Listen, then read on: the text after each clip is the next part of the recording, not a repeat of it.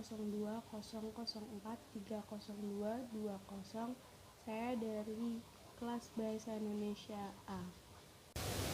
Di sini saya akan menjelaskan tentang kalimat efektif. Yang pertama itu ada pengertian kalimat efektif. Apa sih kalimat efektif itu? Kalimat efektif adalah kalimat yang sesuai dengan kaidah bahasa, baik ejaan maupun tanda bacanya, sehingga mudah dipahami oleh pembaca atau pendengarnya. Dengan kata lain, kalimat efektif mampu menimbulkan kembali gagasan-gagasan pada pendengar atau pembacanya seperti apa yang dimaksudkan oleh penulis. Kalimat efektif memiliki beberapa ciri-ciri. Yang pertama, kesatuan gagasan. Kalimat efektif hanya mengandung satu kesatuan gagasan yang mengandung satu ide pokok. Dikatakan memiliki kesatuan gagasan apabila subjek, predikat, dan unsur-unsur lainnya saling mendukung dan membentuk kesatuan tunggal. Yang kedua, ada kesepadanan. Kesepadanan itu ialah keseimbangan pikiran atau gagasan dengan struktur kalimat untuk menghasilkan kalimat yang mengandung kesepadanan. Hal yang perlu diperhatikan dalam kesepadanan, yang pertama ada kalimat harus memiliki subjek dan predikat yang jelas. Yang kedua, kata depan tidak berada di depan subjek. Yang ketiga, konjungsi intrakalimat tidak dipakai di dalam kalimat tunggal. Yang keempat, predikat tidak didahului konjungsi yang. Dan yang kelima, yaitu subjek tidak ganda. Ciri yang ketiga yaitu keparalelan. Keparalelan adalah penggunaan bentuk-bentuk bahasa atau konstruksi bahasa yang sama dalam susunan serial. Dapat juga dikatakan sebagai kesejajaran pengungkapan ide-ide dalam suatu kalimat.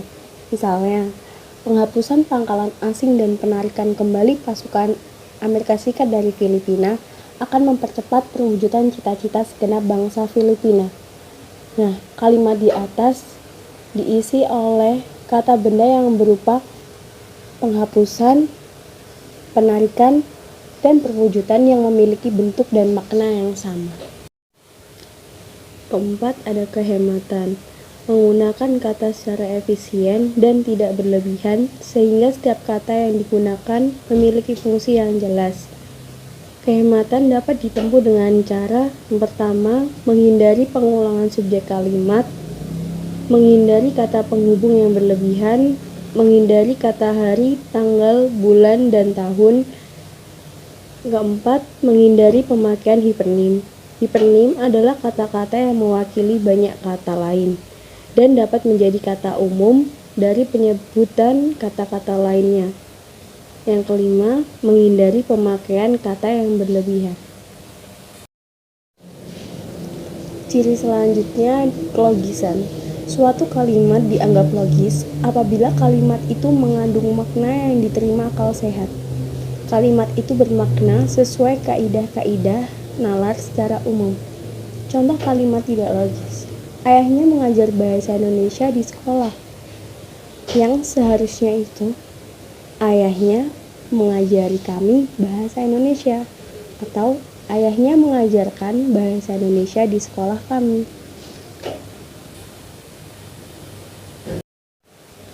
Keenam, kecermatan. Kalimat efektif ditulis secara cermat, tepat dalam diksi sehingga tidak menimbulkan tafsir ganda. Contohnya, berdasarkan agenda sekretaris manajer personalia akan memberi pengarahan kepada pegawai baru. Untuk perbaikannya, berdasarkan agenda sekretaris manajer personalia akan memberikan pengarahan kepada pegawai baru. Yang ketujuh, ada kebervariasian. Untuk membuat kalimat yang tidak monoton dan menjamukan, diperlukan adanya variasi. Kevariasian dapat ditempuh dengan dua cara. Yang pertama, variasi penggunaan kata, dan yang kedua, variasi dalam pembukaan kalimat. Ciri yang ke-8, ada ketegasan. Untuk mencapai ketegasan dan keutamaan dalam suatu tulisan, seorang penulis harus memperhatikan posisi bagian yang diutamakan. Hal itu dapat ditempuh dengan yang pertama, meletakkan bagian yang penting pada awal kalimat. Yang kedua, mengurutkan kata secara bertahap. Yang ketiga, mempertentangkan ide yang ditonjolkan. Contohnya, Surti gemuk tetapi gesit. Yang keempat, ada menggunakan partikel penekanan. Contohnya seperti kitalah yang bertanggung jawab atas kejadian itu. Yang kelima, mengulang gagasan yang penting. Contohnya, untuk menambah iklim yang sejuk di negara kita, maka kita perlu untuk kesadaran moral, kesadaran politik, dan kesadaran berbudaya.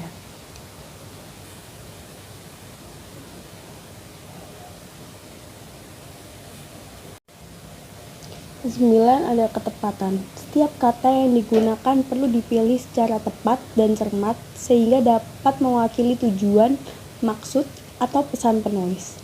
Contohnya, posisi ketujuh korban saat ditemukan warga dan aparat kepolisian berada dalam suatu ruangan. Itu merupakan contoh yang tidak tepat. Nah, yang tepatnya, ketujuh korban saat ditemukan warga dan aparat kepolisian berada dalam satu ruangan. Yang ke-10 ada kebenaran struktur. Kebenaran struktur yaitu kebenaran kaidah bahasa seperti kejelasan struktur, hubungan fungsi, sintaksis seperti subjek, predikat, objek, lengkap, dan keterangan. Contohnya, kepada hadirin dimohon berdiri. Itu di situ fungsinya subjek tidak jelas. Nah, seharusnya hadirin dimohon berdiri. Selanjutnya ada keringkasan. Keringkasan ditandai dengan tidak adanya kata atau kalimat yang berlebihan. Contohnya, nenek selalu memberi nasihat kepada cucu-cucunya. Itu merupakan bentuk yang panjang. Nah, untuk ringkasnya kita bisa ringkas menjadi nenek selalu menasihati cucu-cucunya. Nah, setelah ciri-ciri kalimat efektif tadi, selanjutnya ada pemilihan kata. Pilihan kata adalah kata-kata yang dipakai seseorang pembicara atau penulis. Untuk menghasilkan tulisan yang baik, diperlukan pilihan kata yang cermat dan tepat. Pilihan kata yang terbaik harus memenuhi 3 syarat. Yang pertama, tepat. Yang kedua, benar. Dan yang ketiga, lazim pemakaiannya. Selanjutnya ada perangkaian kalimat. Seorang penulis harus dapat merangkai kalimat secara bervariasi agar tulisan yang dihasilkan tidak monoton dibaca. Contohnya, sesuai dengan etika berdagang, dengan alasan apapun, pemodal besar tidak boleh menggusur pedagang kecil. Nah, kita bisa memvariasi kalimat itu menjadi yang pertama, dengan alasan apapun, pemodal besar tidak boleh menggusur pedagang kecil sesuai dengan etika berdagang. Variasi yang kedua bisa menjadi pemodal besar tidak boleh menggusur pedagang kecil sesuai dengan etika berdagang dengan alasan apapun. Yang terakhir ada penataan kalimat dalam paragraf. Kalimat-kalimat yang dirangkai menjadi suatu paragraf harus memiliki tatanan ide yang apik, mengalir tanpa lompatan-lompatan ide yang mengejutkan. Ada 2 hal yang harus dipertimbangkan dalam menuangkan gagasan dalam kalimat. Yang pertama, fokus dan latar belakang. Sebuah gagasan yang dimaksudkan sebagai fokus diungkapkan dalam klausa induk.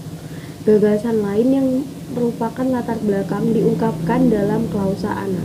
Contohnya, ketika pulang siang-siang kemarin dan melihat adik saya, Bimoli, sedang di kebun, saya berteriak memanggilnya. Dia tidak menjawab. Dari kalimat di atas, ketika pulang siang-siang kemarin dan melihat adik saya, Bimoli, sedang di kebun adalah latar belakang, sedangkan saya berteriak memanggilnya adalah fokus. Yang kedua ada informasi. Dalam hal penataan kalimat, ada 2 jenis informasi. Yang pertama, informasi lama dan informasi baru. Sebelum menyampaikan informasi baru, penulis harus terlebih dahulu memaparkan informasi lama. Contohnya, rumah ayah ada 4, kamar tidurnya dan 2 kamar tamunya. Di depan rumah ada sebuah kebun yang luas. Di kebun itu, ayah menanam banyak bunga. Penataan informasi lama dan informasi baru dari paragraf di atas yaitu yang pertama, rumah yang pertama itu informasi lama, rumah yang di kalimat yang kedua itu informasi lama juga, dan kebun dalam kalimat yang kedua itu informasi baru. Kalimat kebun di paragraf yang ketiga itu informasi lama, dan kata bunga dalam kalimat terakhir itu informasi baru. Itu saja yang dapat saya sampaikan. Kurang lebihnya mohon maaf. Wassalamualaikum warahmatullahi wabarakatuh.